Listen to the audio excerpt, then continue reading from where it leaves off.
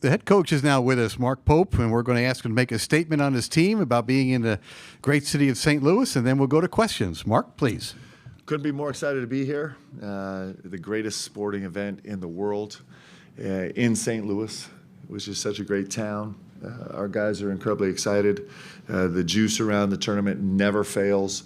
The last 2 nights have been spectacular with what we've seen in the first 4 in the tournament, and we can't wait to take our shot at this starting tomorrow. First question, we got 2 in the back standing up. Gina, thank you. Daryl Burr with Cat's Paws in Lexington. Herb Sendek had a brilliant academic career, could have done anything. Can you imagine someone giving that up to be a basketball coach? He lost his mind. In fact, Coach Pitino would talk about that all the time with Herb. It's just like, I don't know what he was thinking. He was the first coach at the University of Kentucky to reach out to me in the recruiting process. I fell in love with him in our first phone conversation. He's not just brilliant. He's way too smart to be in this game, but he also is. He's one of the best people you'll ever meet. Like, he does things the right way. He cares about people. He cares about his program. He cares about doing the right thing. He cares about representing. He's a kind-hearted, wildly intelligent, devoted coach, and he's been a good friend to me. I love him dearly. Mark Story, Lexington Herald-Leader. Mark, this is a 2-parter. How much stock do you put in the plus-minus category? And what does it tell you that Mo Diabate has been plus in 10 of the last 13 games? Yeah, so like all analytics, it's plus minus in a general sense is a pretty broad brush stat that depends on so many other factors in the game, but it is something, right? It does tell you at least one slice of the story. You just have to consider it in the context of all the other things, and there's no surprise to us that Mo Diabate is a positive plus minus guy. He just brings so much energy and intensity and physicality, and he brings so much to our team.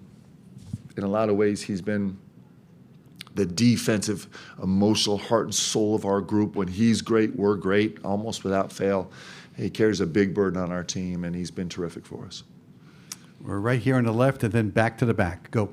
Hey, Mark, John Huang, Nolan Group Media. You've talked throughout the year about the importance of handling distractions, especially off the court. Yeah. How do you think this particular team has done with that, and especially as it builds up to this week? Yep. Well, we've had no shortage of distractions. So there's no team with more experience dealing with distractions than the University of Kentucky walking into this tournament. So I got a lot of confidence in our guys.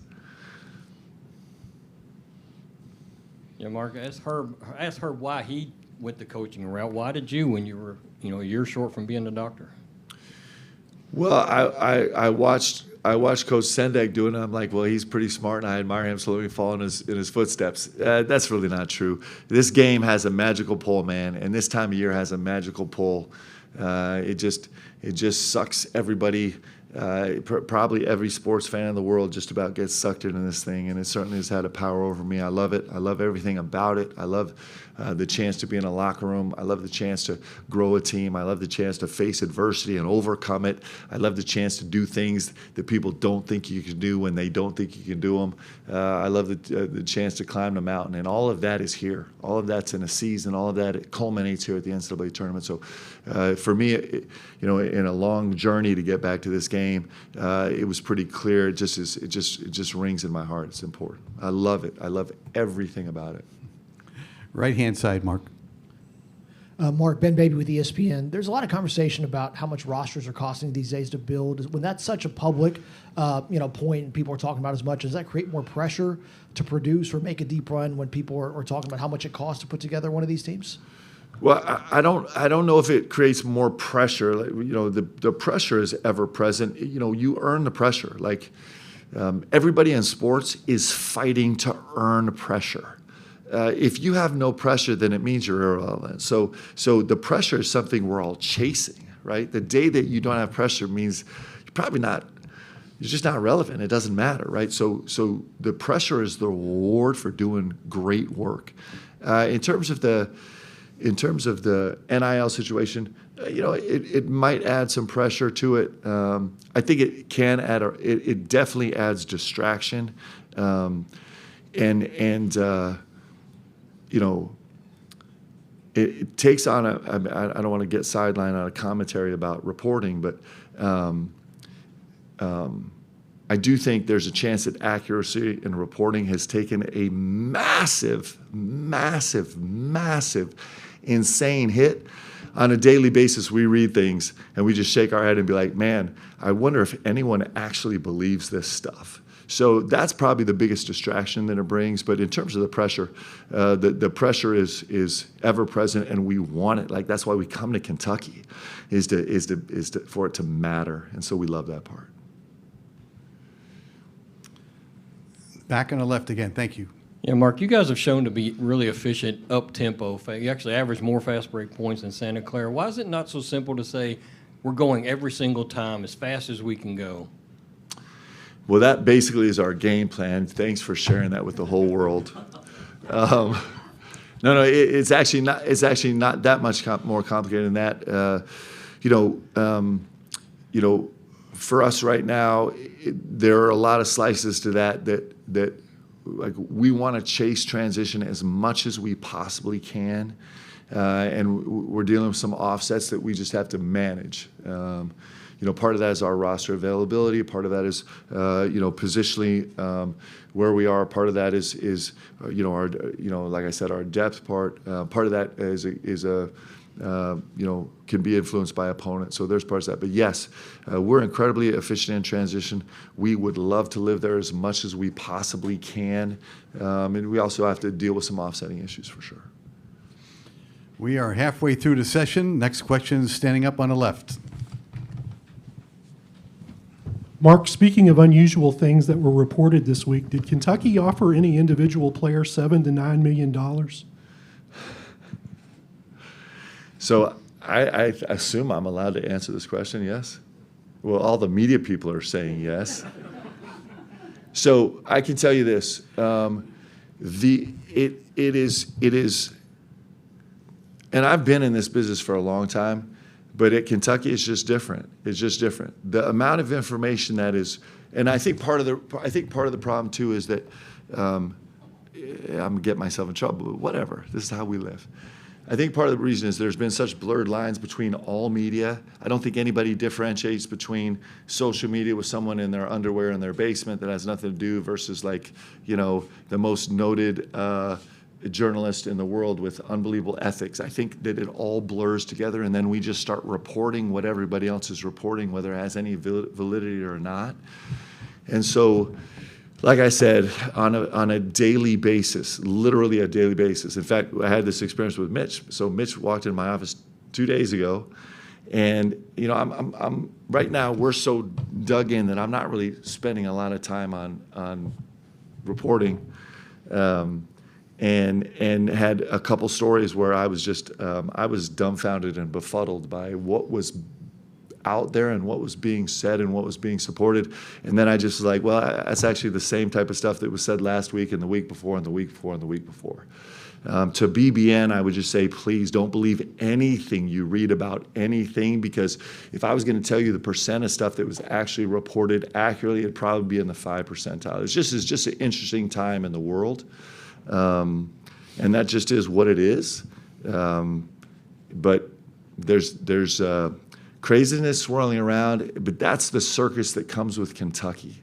Like, that's all part of what makes Kentucky so great. What makes it different than everyone else is that if anybody wants clicks, they could just say any crazy thing or write any crazy thing or click anything crazy thing about Kentucky, and they're going to get clicks and they're going to get likes and they're going to get controversy. And it's the way that we elevate our stature in the media, unfortunately. I'm not talking about, it's a broad brush. I'm not talking about every media member, but or social media member, which is, really not a media member at all. But there's nobody more surprised about what the head coach at Kentucky has done than the head coach at Kentucky. I'm shocked by it every single day. 5 minutes to go. 2 questions are up. Go, please. Thomas Dunn, Bracketeer.org. Mark, your time at BYU kind of coincided with Santa Clara's rise under Herb. When it comes to the times that you've faced off against her, what are some of the principles that have to stay sharp from your experience? And then specifically to this team, what sticks out? Yeah, Herb is so good, man. He's so good, and he's so fundamental. And his guys are smart. They play with an IQ. They have a purpose. He's actually you can if you watch his last. I think he's been at Santa Clara maybe for a decade. Is that possible?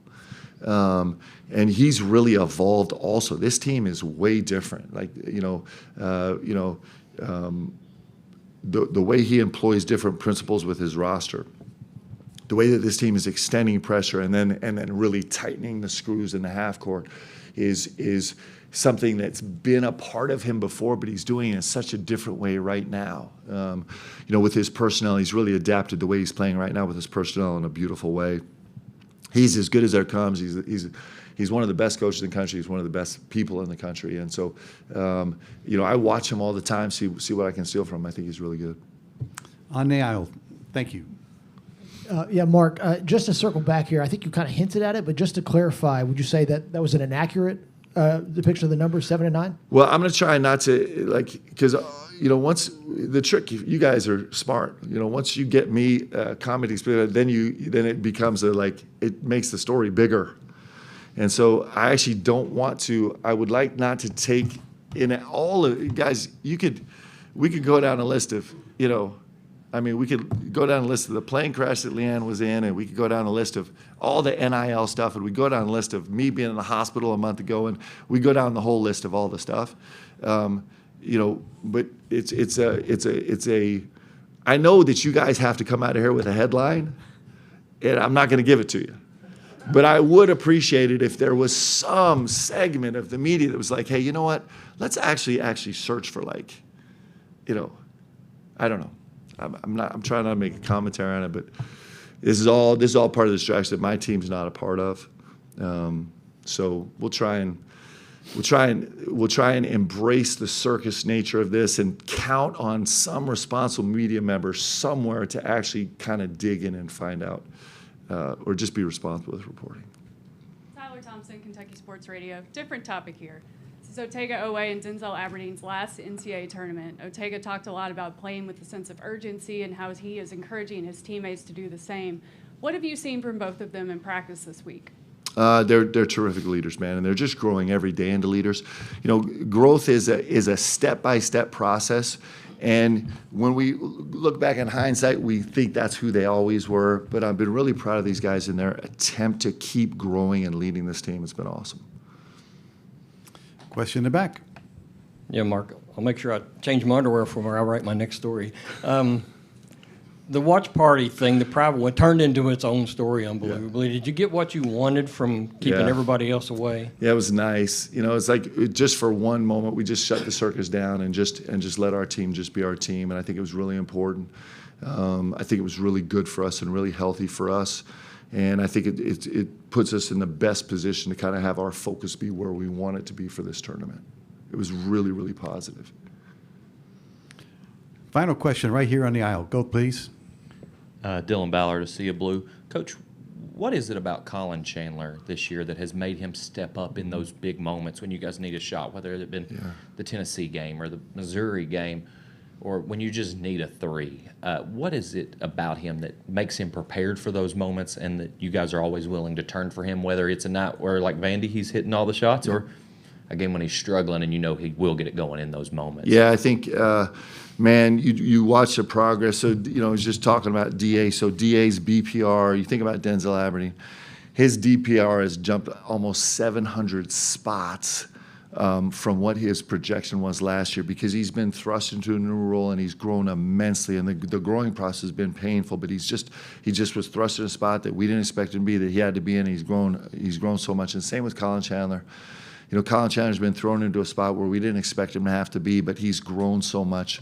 And part of the reason he's grown is because he's got this internal sense of confidence that's just brilliant. He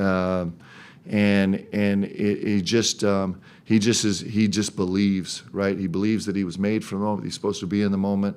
And when you have a player like that, it doesn't guarantee they're going to step up and make the right play all the time, but it gives them a chance to go make the play. And he's been so good. I can't, we'd have to go back and count the number of kind of crucial game-winning plays that he's made, but he's been spectacular for us this season. We expect him to be in the tournament also.